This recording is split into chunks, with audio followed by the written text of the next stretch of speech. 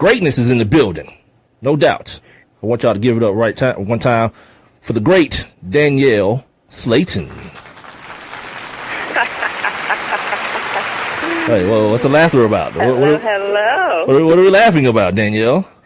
I just felt so flattered by that round of applause. So thank you. It's all good, man. It's all good. Let me give you the formal introduction here so I can let everyone know why you're so great. She's the director of the Jerry Smith Coaching for Life Academy, a 2-time medalist with the U.S. Women's National Team. She's a champion in the NCAA. She's a broadcaster. She's an educator. She's an activist. Follow her on social media at Danielle V. Slaton. She's also a Chi-Town girl. They about to do this thing in Chicago. They about to raise these banners. Did you grow up a Cubs fan, Danielle? Well, I didn't grow up a Cubs fan, but I became a Cubs fan long before they won a World Series championship. But it was painful for a few years. But I'm happy to cheer them on as they have some success. And I think it's opening day today for them, so it's kind of cool. Well, yeah, at home.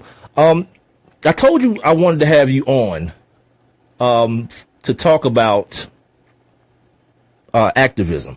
But then when I started reading about you and everything that you went through, you are the perfect person to answer a question for me as it relates to the U.S. Women's National Team. I was having this conversation some months ago.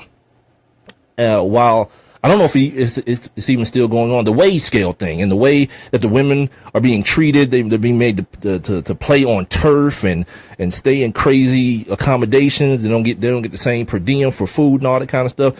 And okay, first a couple of questions. Is women's soccer in the United States more popular than male soccer?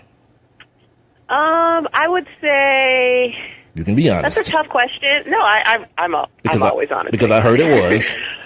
Well, I would say if you're comparing the two national team programs, right, there is certainly more energy around the women's team, and I think just because we've had more success on the world stage in terms of winning World Cups and Olympics. But when you're talking about professional soccer, you look at the MLS, and there's really the NWSL, which stands for the National Women's Soccer League. You try to compare those two leagues, and MLS is far and away, above what the women are doing on the professional side. So, okay, no, I meant the national team, because the national teams, they're Hope Solo and those girls. Those are the. Is it offensive if I say girls? Because I say that a lot. Is that offensive? I don't take it that way. Thank you. It doesn't bother me. I'm sure you have a couple people who would say, "Come on now, Big Mike, we're women." I've heard all that. I've heard don't call us ladies. Like I've heard all of, and I'm the worst person when it comes to PC stuff. So to me, I would say the only thing is if you call it men and you call it girls, then that doesn't feel the same to me. That's I do that because I don't say boys. So, okay. I'll stop immediately. Well. All right. So here is the underlying question. When I heard about all the stuff going on with the wages and everything, I said to myself, okay, the women's national team is more popular. They win more. They get paid less. They have to deal with other crazy sexist stuff. And I asked the question, well, why the hell are they asking for equal pay? Like, that's not America. If you're more popular and you win more, shouldn't you ask for more money? And then someone said this to me, because women aren't greedy like that. I was like, that's a crazy excuse. We're talking business. We're not talking about greed. We're talking about value, are we not? And so my question to you is, why ask for equal pay and instead of saying, no, we want more. We want our pay to reflect what we produce. Well, I mean, I guess my answer to that would be that, I don't think that what you produce in terms of results and winning determines your pay. If I have a great day at work today, does that mean that I should get paid more today and then tomorrow I should get paid less? I don't know if it would fluctuate like that in sports to me. So my instinct is not so much get paid more because they win more or they're more successful, but just get paid what you deserve. Yeah, exactly. And get paid what is, to me, what I look at as equitable. So to me, I think being a professional and showing up on the field every day and performing and doing your job, regardless of whether you win or less, more or less. I mean, you could talk about bonuses and getting more in bonuses and stuff like that. Sure, I'm willing to have that conversation. But to me, it's if you're being asked to be a professional by putting on the U.S. national team jersey, whether it's male or female, to me, that needs to be equitable. The other voice that you're hearing is Danielle Slaton. She's a champion. She's a medalist with the U.S. Women's national team. She's also coached at the college level, at the professional level too. Did you coach at the professional level as well? Nope, just at college. Yes, okay. Just at Northwestern University. She played at the professional level. Yes. Another soccer question while I have you, because I don't have soccer guests on my show. I don't talk soccer. And I'm pretty much not talking soccer here. I'm just talking like things around soccer. FIFA. Yep. Why is it even necessary right now? Like international sports in general, like it seems to be so corrupt and so dirty and so down in the dumps, and people still line up to kiss ass every 4 years. Like now, the U.S. has decided, you know what, we want a World Cup. So what we're going to do is we're going to bring Mexico in. We're going to bring Canada in and try to get this 2026 World Cup. My question to you, as someone who is familiar with the international stage, why does FIFA even have a purpose in 2017? It feels like to me that people can come together and put these things on without a governing body like FIFA. Well, I don't know if I agree with you on that 100%. Okay. That, I do think that there has to be some kind of governing body oversight to just manage, even at minimum, the communication. I mean, think about how many countries in the world. There's someone like 300, 200 and some odd countries who compete on the men's side to get into the World Cup. So there's all of these qualifications that are going on around the world that you don't even see about, because you only see the top teams when you get to the World Cup on the world stage that ends up on that final event. So to me, I do think that there is a time and a place and a need for that oversight and for that governing body, but FIFA is such a hot mess, and it is, I mean, I'm a glass half full kind of person, so I like to say that they're making progress, and I hope that they are. And there are some things that are better, but I mean, it was so corrupt for so long that it's going to be like turning the Titanic around, and it's going to take decades to even try to get FIFA even in semi-decent shape. But I just hope that they're starting to have more transparency around it, and they're starting to get more of the right people involved and a more diverse set of people involved, so that it can continue to move in a better direction. Oh, that's true. They hate women and they hate poor people too. They still running slave camps over there in Qatar. Like, people want to talk about like the corruption. There's actual slaves in 2017 in Qatar dying, and no one knows about it, to build stadiums for soccer to be played in 159-degree weather. So, all right, there's that. FIFA makes the International Olympic Committee look like saints. Right. So, right. Let's just say that. Let's talk about you. What would you say was the highlight of your playing career? Because you played a lot of soccer. What would you say would be the highlight of your playing career? I mean, I would say probably two come to mind in general. I mean, first, just representing your country in the Olympics is such an honor, and to have been able to get to experience that. I mean, still to this day, no joke, my favorite song is the national anthem. Because we'll talk about that in a minute. So yeah, like it's an interesting conversation too, because of all that's going on around kneeling for the anthem and stuff. But to me, like, the way that I feel about it and the way that I have experienced it, and in my experiences as an American and as somebody who's put on a jersey that represents your country, it's incredibly powerful to me, and that experience will be something that I will always take away.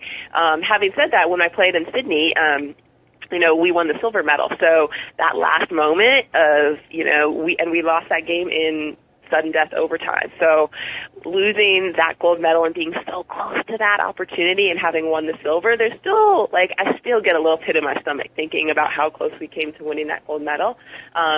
But then also, too, on the flip side, another really, really fantastic memory I have in soccer is winning a national championship in my senior year. Like, not that many people get to do that. And so, you win your last game, and having that opportunity to bring a national championship to Santa Clara, which had never been done for the women before, it's an honor. It's really cool to think about. The other voice that you're hearing right now is Danielle Slaton. Make sure you guys are following her on Twitter and Instagram at Danielle V. Slaton. Let's talk about the popularity of soccer, because I talked about this a few years ago when I was actually doing pedestrian radio. I did a show about the popularity of soccer and the way it's soaring, the Hispanic community in this country. is starting to increase. People who understand soccer more. Kids are starting to move away from football because of all the concussion stuff. Baseball, slow as hell and boring. And now in this world where everything has to happen instantaneously, kids aren't catching on to it. And I've been warning people, these baseball weirdos, like, look, soccer is coming. Like, I want to learn more about it because I know it's coming. It's about to be here. Here in Atlanta now, we do have a soccer team now. What's the next threshold for soccer to get into the bloodstream of America, as far as you're concerned? I mean, the reality is I think it just needs to continue to stay on this trajectory, and I talk about that particularly on the men's side. I mean, think about it now. Like, there's not a kid who probably didn't play soccer, at least for one season growing up, and that really started in the 90s. So, and a lot on the girls' side and the women's side has to do with Title IX and really the infiltration and the growth of college women's soccer in the 90s. And you're starting to see the benefits of that now. You're starting to see people who grew up like me playing the sport and are now making decisions about what sporting events to put their children in, what sporting events to go attend and to pay money towards and to be fans of. So I think that what's interesting about soccer is the fan base is extremely young. You look at the fan base of baseball, Right. for example, it's a much older They're fan dying. base. And you look at soccer, and it's like you've got these 18 to 35-year-olds who are fanatic about their team. So I think MLS is going to continue to grow.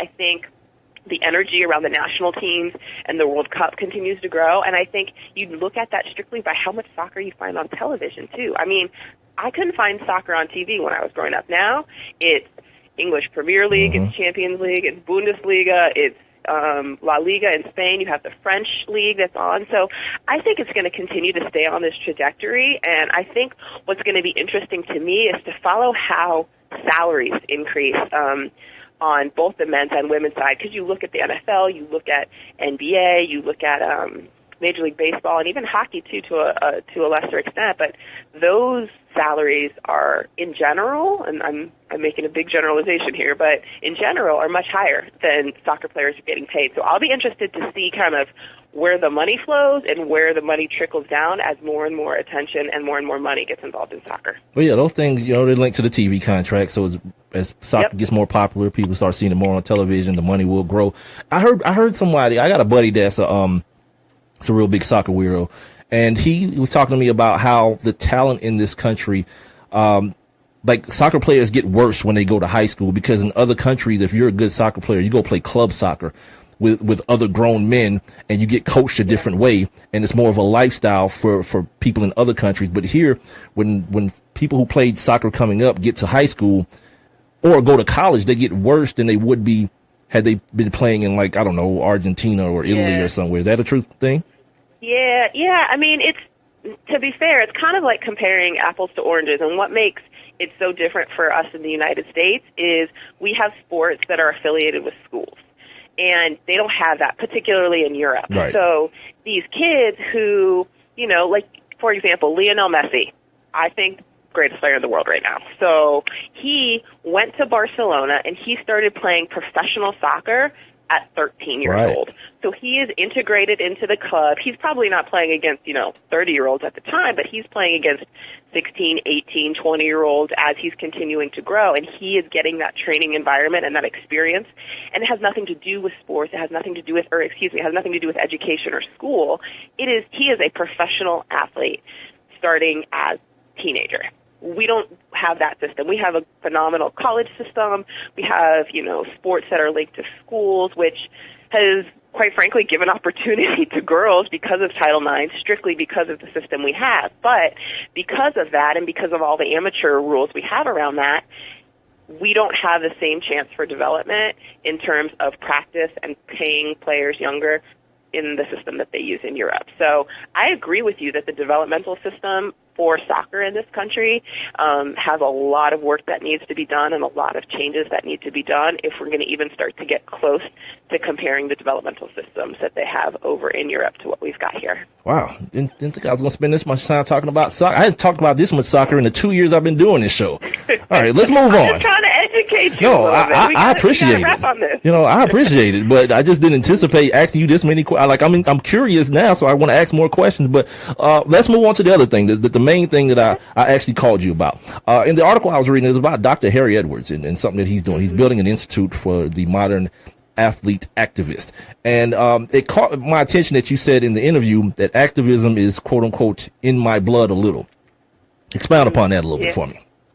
Well, so it's kind of funny how I got involved with this event over at San Jose State. And I say it's in my blood because my father ran track at San Jose State. Mm-hmm. So I used to joke with him that he was the slow one on the relay team because he used to run alongside John Carlos, Tommy Smith, those two guys who stood on the 1968 Mexico City Olympics team.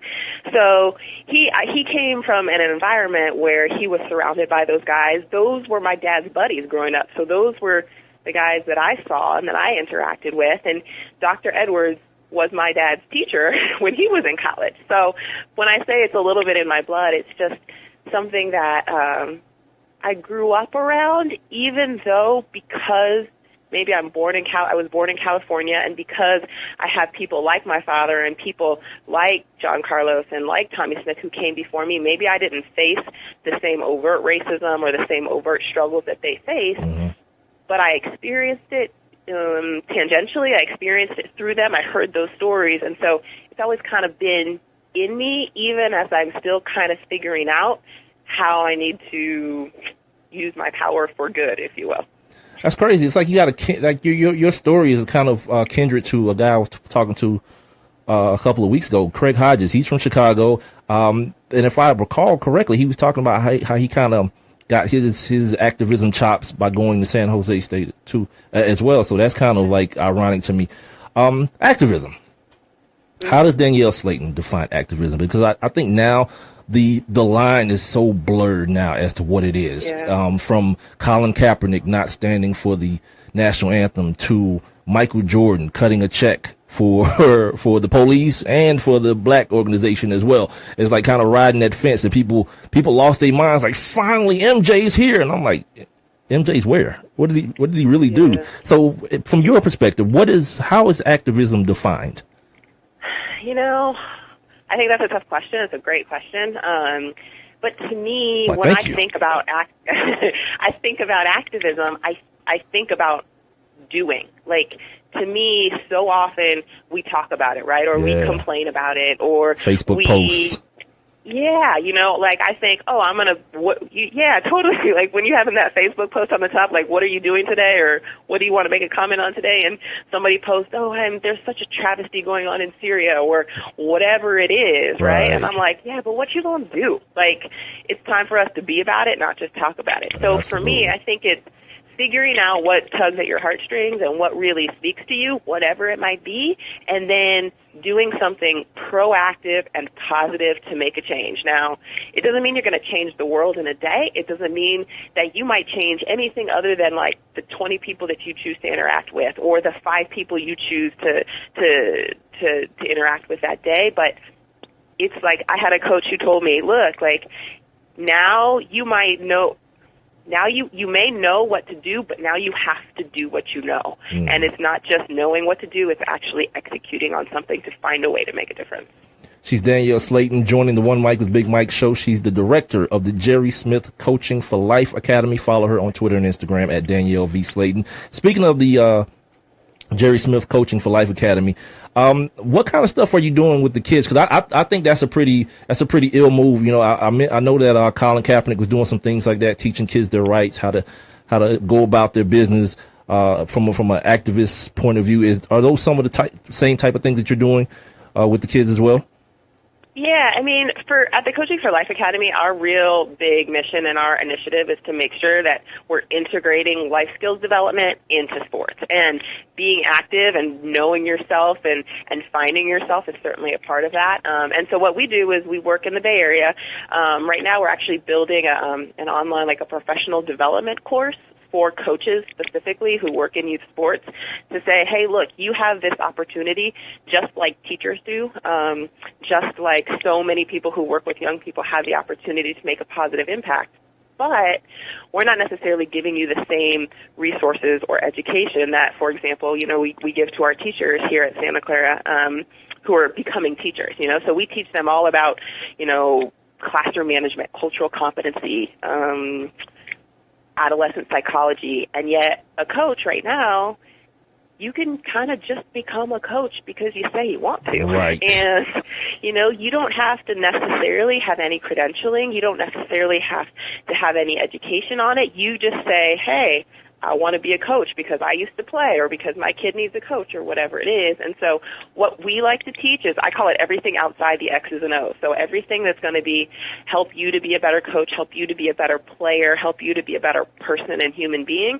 That's what I'm most interested in, because I think as more and more money gets involved in sports, it's trickling down to youth sports. Because right now, youth sports is professional sports in many places, and the amount of money and the amount of crazy that goes on there is insane to me sometimes. And I want to get back to what the real important thing is about youth sports, so kids can be kids, and they can also learn how to be, quite frankly, contributing human beings once they become adults. That's the realest thing ever. I used to coach youth football, and that was one of the things that made me get out of it, because I was looking at these grown men doing everything under the sun for a little plastic trophy at the end of a eight and under season. I'm like, my man, I don't care if these kids, I want them to win because I'm working them hard enough, but I want this something I'm doing today to impact their lives in 10 years when they're walking across some high school graduation stage. Winning a game today means nothing. You know what I mean? Yeah. Exactly. I mean, I look at it too, and I'm like, we hear people talk about, sports is a great way to learn teamwork, and a great way to, learn communication skills. But you know what? Sports can also be a great way to learn how to cheat, right, how to injure somebody, how to do all of these things. And so we have to be the example, and we have to teach them the things that we want them to learn, because there's a lot of bad things you can learn through sports through the wrong way. And let me tell you, there are a lot of examples out there of guys and women doing the wrong thing that our kids look up to and say, oh, yeah, I want to be like Ray Rice. I want to be like Hope Solo. I want to be like so-and-so. And we need to make sure that we're steering these people and these young people in the right direction. All right, let's talk about your favorite song now. My man. My favorite what? Your favorite song. My favorite song. Yeah. Oh, yeah. My man Colin Kaepernick decided that he wasn't going to stand for the national anthem last year, and everybody lost their damn mind, and the idiots amongst the population turned everything into a battle between Colin Kaepernick and the troops, even though he very, very articulately said that, no, this is not that. This is about the police killing black kids in the street and not feeling any punishment behind it. So now fast forward to this year. He says, now I'm doing my thing, I'm using my money. I'm being an activist as defined by Danielle Slaton. He's actually doing work and saying, now I need work to continue to do my good work, and I'll stand for the pledge. And so now the thoughts amongst many is that he's being blackballed from the NFL based on his stance last year, taking advantage of the rights that are bestowed upon him by being an American. Yeah. And I want to know what are your thoughts? What were your thoughts then when it was happening, and now what are your thoughts now when he's continuing to face aftermath for that decision? I thought it was incredibly courageous. I think it takes a ton of guts to do what he did, and to continue to do it despite all the craziness and the misinterpretation around it. And so I give him mad props for being able to do that and stick with it, and to really fight for what he thought was right. So I think it was incredibly courageous. I have to say, I was a little surprised. I kind of expected it to pick up momentum, especially as we got into the NBA season. So, last fall, you see all this stuff going around Colin Kaepernick and around the NFL, and I'm like, oh no, wait till we get to November, December, and we have the NBA that's this predominantly black league, and something's going to happen. This thing is going to take off, and it never really did. Yeah, cats don't want them problems. And I don't know. Yeah, and I'm sure there's a lot of different reasons for it, and maybe some of it is, some players saw what happened to Colin Kaepernick, and they said, nah, I don't want to, choose this fight, or I want to do it in a different way. And, some of the players did, and they stood up at the ESPYs and whatnot. But I was surprised by it. I do, because I thought it was kind of like I thought that Kaepernick was the match. I mean, the lady showed up. Catch fire. The WNBA lady showed up, you know what I mean? And should have embarrassed the NBA dudes, to be honest with you. I think I mentioned that a couple months ago on the show. Like, these dudes ought to be ashamed of themselves, man. These ladies are out here like, yo, we're getting paid a percentage of what you guys are paying and still willing to risk it to stand up, wear our T-shirts, take our knees, and do the whole thing for what we believe in. But I think it's just another, I guess, another result of the time that we live in. The age of the activism, or what activism is kind of, like I said before, it's kind of gotten a little blurry. The last thing I got for you real quick, and I'm definitely appreciative of your time. In your sport, soccer, Megan Rapinoe, she was one of the first to hitch her wagon to Colin Kaepernick. And then a lot of little shady stuff was done, playing the anthem before they came out so that she wasn't able to kneel. Now, there's an official rule that says, you know what, middle fingers to your rights. This is soccer. You're wearing a flag on your body. You're going to stand. How do you feel about that, being forced to? It doesn't sit right with me. It doesn't sit right with me at all. And, I try to be as gracious as possible and really try to look at things from all sides to understand them. And there's a small piece of me that can understand where U.S. soccer is coming from. There's a small piece that can understand that. But to me, and just like the argument of, pitting Colin Kaepernick against the military and this, that, and the other, I think people are missing the point. And what I would have so much rather have U.S. soccer have done was say something like, look, we understand that this is an issue. We want you to stand for the national anthem. It is important to us, and we are going to request that of you if that's what the road they're going to go down. But also, let's say we're going to add a whole course or a whole unit on cultural competency and awareness into all of our coaching education. I think there's a way to find a win-win without saying do this or else, or I'm going to do this or else. We can find compromise here, but I think that we are in a society right now where compromise and being moderate is a dirty word. Right. And we both need to be able to reach across the table and really sit down and listen to each other more, and I don't think that people who are in positions of power are willing to do that enough now, and that's what, quite frankly, pisses me off. Ladies and gentlemen, the director of the Jerry Smith Coaching for Life Academy, the two-time medalist with the U.S. Women's National Team, broadcaster, educator, activist, all those things, Miss Danielle Slaton, at Danielle V. Slaton.